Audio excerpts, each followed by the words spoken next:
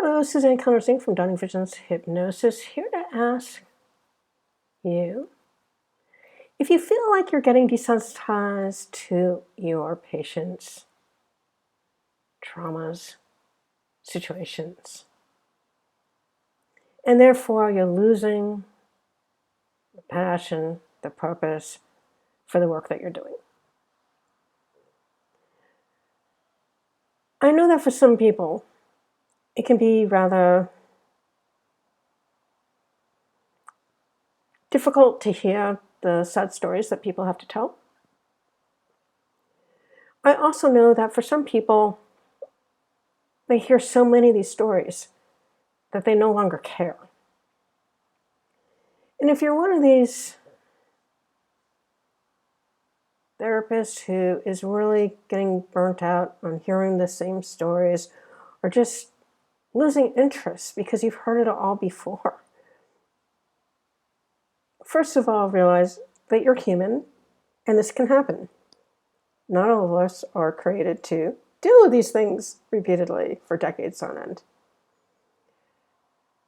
However, there's another way of looking at it, and that could very well be that maybe there's certain types of patients that you really truly love working with. And maybe it would be better if you sought out those particular patients to work with instead of just working with anyone who shows up, if you're a person who is working in a general practice. Because I do know, first of all, that if you choose a niche of your ideal patient and you market toward that, you'll know how to better market, and you're going to attract the people that you truly enjoy working with, which will breathe a lot more passion and purpose back into your practice. Secondly, there's really no reason to feel forced to work with people that you don't enjoy working with.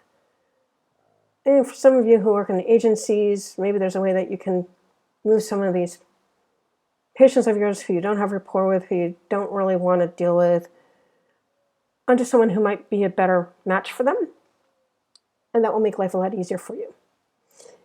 But if you're in private practice, you do really need to niche down to specific type of people that you want to work with. That means based on their psychographics as well as their demographics. I noticed in my own practice over the years, it's shifted so many times over the years.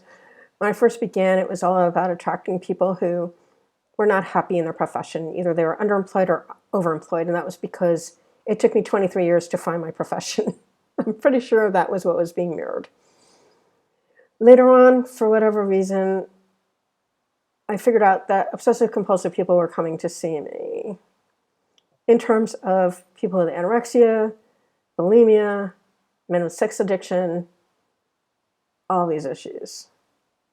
I never had an addiction. I never had an obsessive-compulsive anything.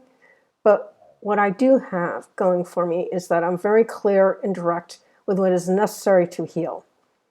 And I hold my clients accountable to do whatever they need to do to make that happen. And they know that before I take them on as clients. Otherwise, I don't want them as clients. They have to be sick of being sick or sick of being stuck to do what they have to do, because there's going to be a lot of things that they're going to be asked to do that they may not want to do. And I don't really care if they want to do it. They need to do it because their subconscious mind told us that that's what they needed to do to heal. Because as a hypnotist, that's where the information comes from, themselves, right? So it's kind of hard to argue that point. So really think about who you love working with. Do you like working with men over women or women over men? Do you like working with kids? Is there a certain age group that you love working with? For me, I love working with kids who are like in their teens up till 26, 27 years old, because they're already in a hypnotic state. Naturally, their prefrontal cortex is not developed fully, which makes them really easy to do the hypnosis because they're already hypnotized. Naturally, it's really quite beautiful and it's easy, and they're very fascinated by it, and they want to be well. They don't give me a lot of excuses. They actually are usually the people who ask their parents or went online to find me in the first place, sick of doing conventional therapy and getting nowhere with it. Their words, not mine. So think about the type of patients that you actually love working with, and then find a group that has the disposable income to pay you what you're worth for the work that you do. I do not sell sessions, I sell programs, $5,000 and up. Because for a person to get healed, they need to be invested, both in time and in money, to make it happen. I know from working with a lot of Medicaid clients when I was working in conventional psychiatry many, many moons ago as a non-licensed counselor, that often people did not really care, They were just sort of riding the system for what they could get out of it, and it was a problem to get them to actually do what they needed to do. And I know whenever I've done really low pay types of situations, for the most part, people are not invested in the work and they did not get the results. But when I upped the prices and people paid it, those are the people who succeeded. The exceptions to that would be the 20-somethings who are in school and working part-time, and I put them on a sliding fee, and I would tell them to give me a price they felt would be a bit of a stretch for them to make the payments, but that they could make the payments so they were invested enough to get healed.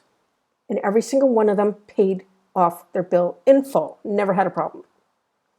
So these are the things I want you to consider going forward. If you're interested in learning how to integrate hypnotism and neuro-linguistic programming into your practice, I do offer a 2-day VIP program. It's all online, it's one-on-one, it's a lot of fun, it's intriguing, and you're going to learn some skills and techniques that are really going to help you to get much better results with your patients. Secondly, I add the mentorship. I don't know any other hypnosis or neuro-linguistic programming training company that is offering it, but when I went through my training in 2003 and 2004 for my practitioner in neuro-linguistic programming, then my master practitioner in neuro-linguistic programming the year later, I had mentorship, and that was the difference that made the difference for me, because I was able to call and get answers to how to best move forward with my clients between sessions. So I want to offer that to you so that you can emulate what I've been able to do with my clients, with your patients, because it is a mission. It is my mission to train as many mental health practitioners as possible to integrate hypnosis and neuro-linguistic programming so they can heal many more people, because that's what we need these days. We need people healed. We don't need them managed. We don't need them over-medicated. We need them healed so they can actually be the best people they know how to be, so they can be productive, contented individuals in this world. That's what we need. That's all I have for you for this time around. As always, I thank you for spending your time with me. Till next time. Bye-bye, all.